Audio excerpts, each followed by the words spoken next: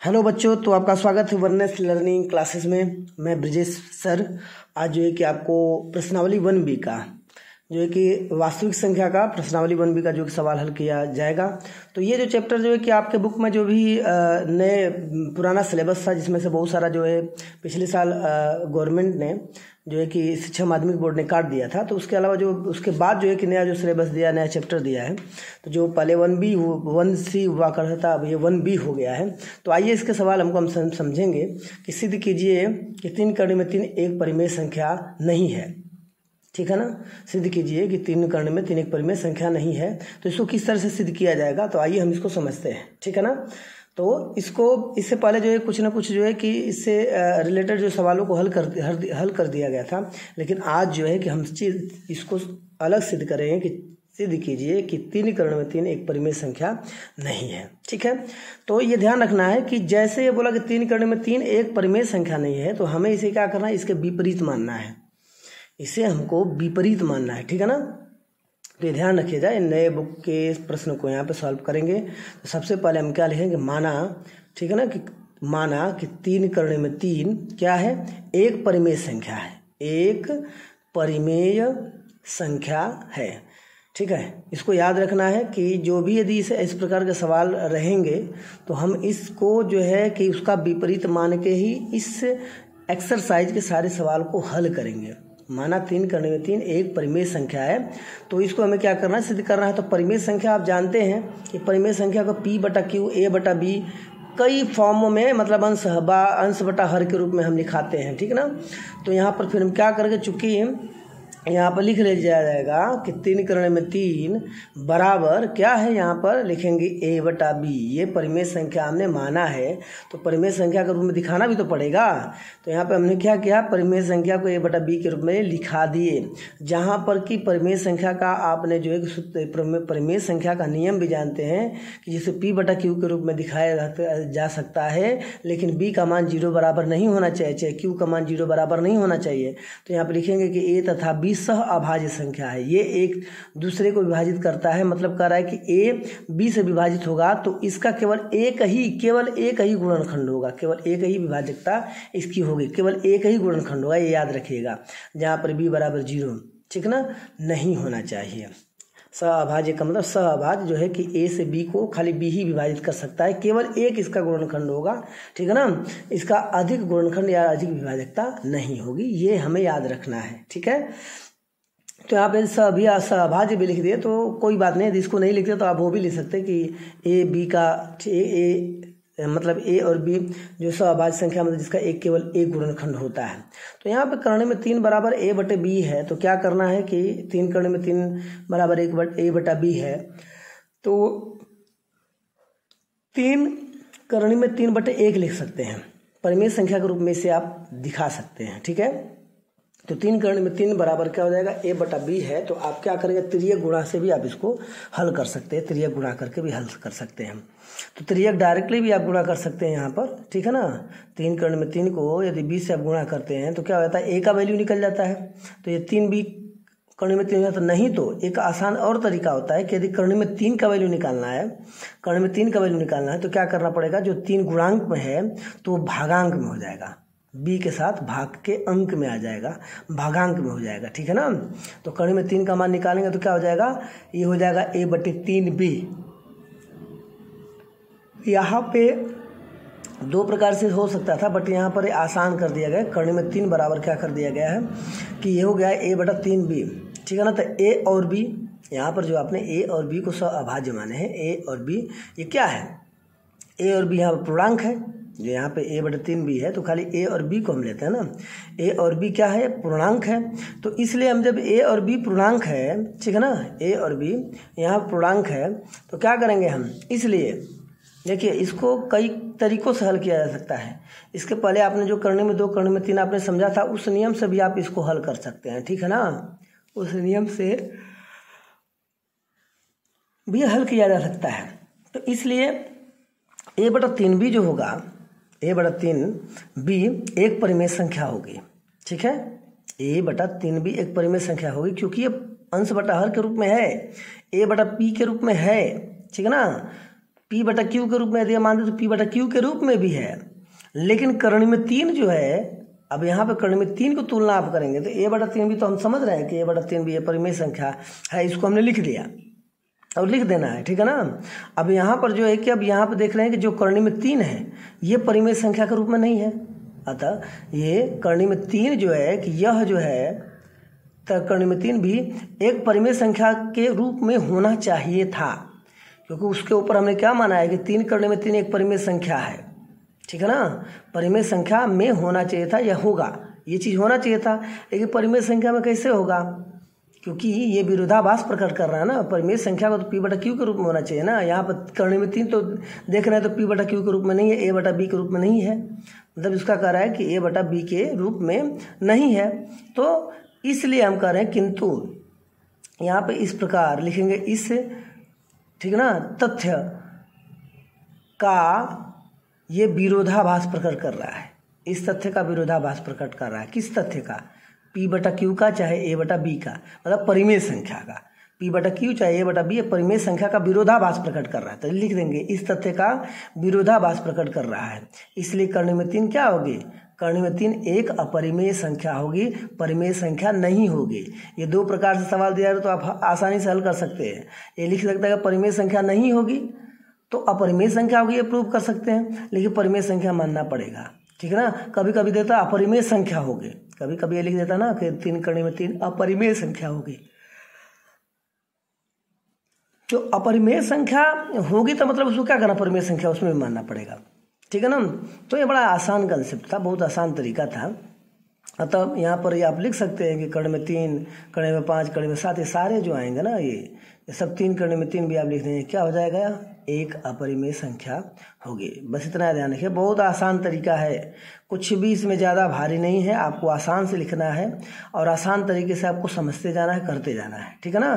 तो इस प्रकार के सवाल जो है कि आपका हो गया। अब दूसरा सवाल पर हम चलेंगे कि सिद्ध कीजिए कर्ण में 3 एक अपरिमेय संख्या है। तो आइए इसको देख लेते हैं, कर्ण में 3 अपरिमेय संख्या कैसे है उसको भी हम देख लें, ठीक है ना। तब यहाँ पर क्या करेंगे, लिखेंगे सिद्ध कीजिए कि कर्ण में 3 एक अपरिमेय संख्या है, इसको लिखा जाए।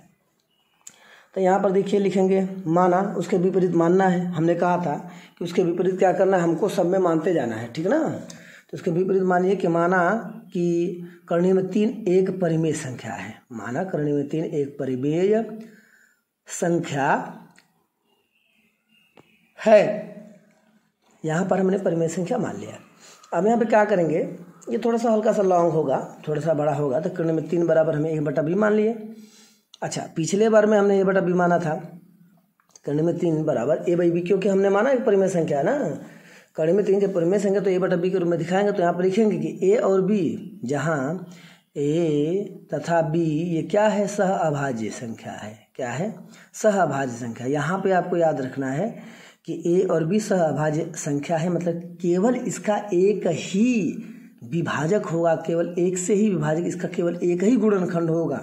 ये बात हमेशा याद रखिएगा। सहभाज्य संख्या का मतलब होता है ये एक दूसरे का एक विभाजक है, मतलब a में b का ही केवल a को b ही विभाजित कर सकता है, समझ रहे ना बात। इसी कहने का मतलब है, तो वो सहभाज्य संख्या हो गई। और ठीक है ना, b बराबर, ये ध्यान रखिए हमेशा आपको लिखना है कि b बराबर 0 न हो, ठीक है ना, b बराबर 0 नहीं होगा, ये आप ध्यान में रखिएगा। तो यहाँ पर जो हमने यहाँ पर करने में 5 जो है हम सिद्ध कर रहे हैं, कर्ण में 5 बराबर ये क्या है, क्या परिमेय संख्या है। यहाँ पर कर्ण में 3 भी रहेगा, कर्ण में 2 रहेगा, कर्ण में 7 रहेगा। तो ऐसे प्रकार के सवाल को आप ऐसे ही हल कर सकते हैं, ठीक है ना। तो अब यहाँ कर्ण में 5 क्या करेंगे, त्रिय गुणा कर देंगे, 5 बटा 1 करेंगे, त्रिय गुणा करते हैं। त्रिय गुणा करेंगे तो क्या हो जाएगा, कर्ण में 5 भी बराबर a हो जाएगा।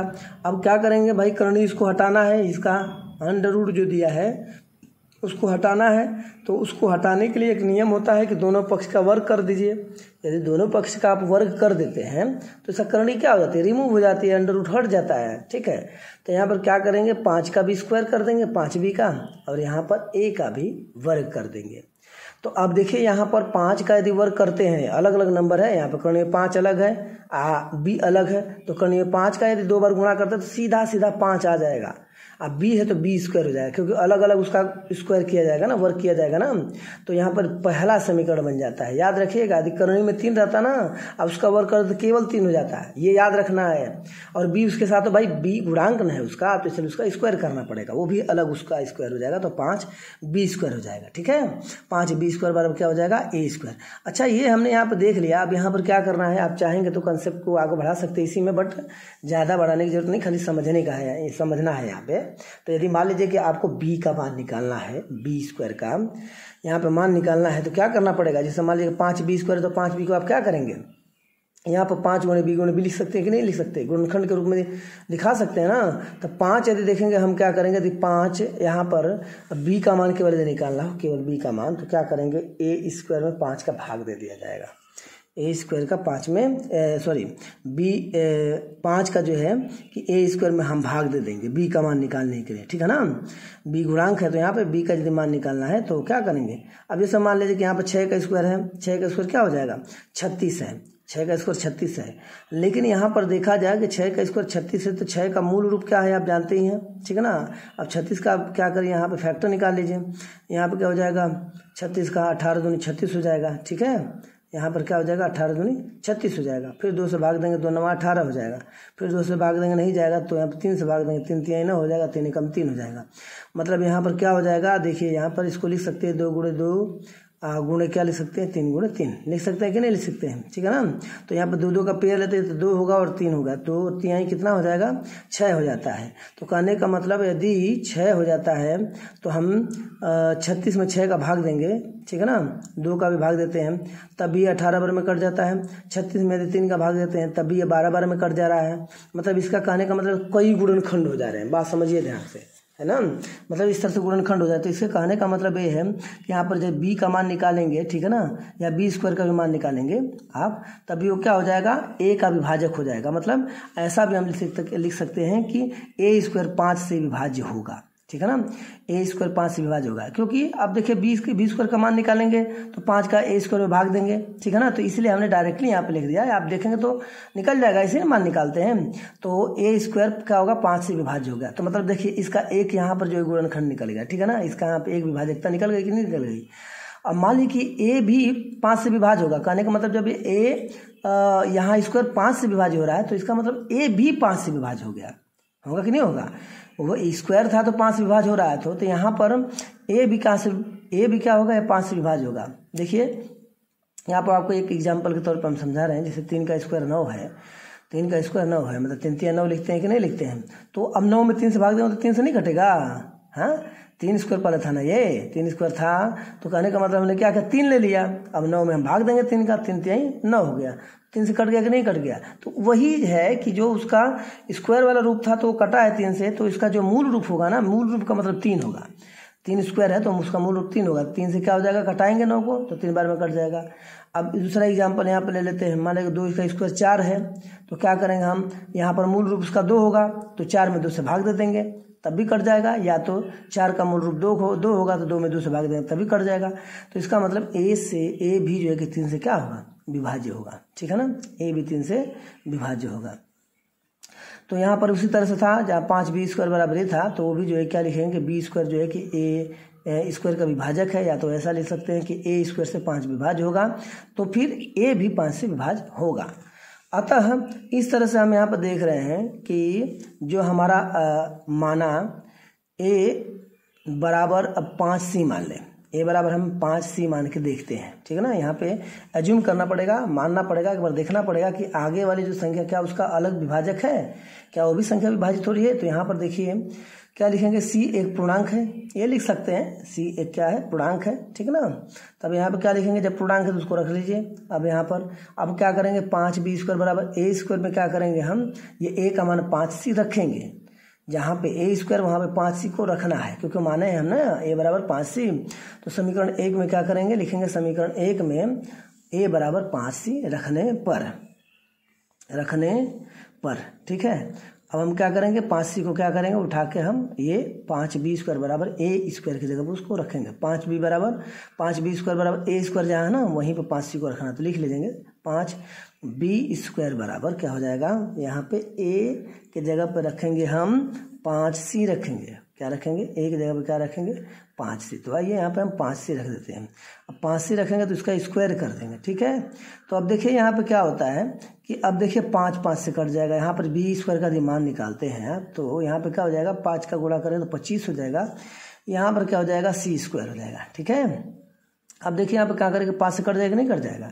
यदि b का मान निकालना, जैसे भाग देते हैं तो 25 बटा क्या लिखते हैं कि नहीं लिखते हैं? b स्क्वायर के लिखेंगे तो 25 बटा 5 लिखेंगे ना, लेकिन हमें डायरेक्ट कटा दिया है तो यहाँ पर समीकरण नंबर 2 बन जाता है। तो समीकरण अब 1 2 जो है तुलना वाली चीज़ हो चुकी है। अब यहाँ पर तुलना करेंगे। अब देखिए यहाँ पर जैसे हमने लिखा था कि a स्क्वायर 5 से विभाज्य है, तो यहाँ क्या हो जाएगा? c स्क्वायर भी 5, ये c स्क्वायर का जब मान निकालेंगे तो 5 से b स्क्वायर में भाग देंगे कि नहीं देंगे? बात समझिए।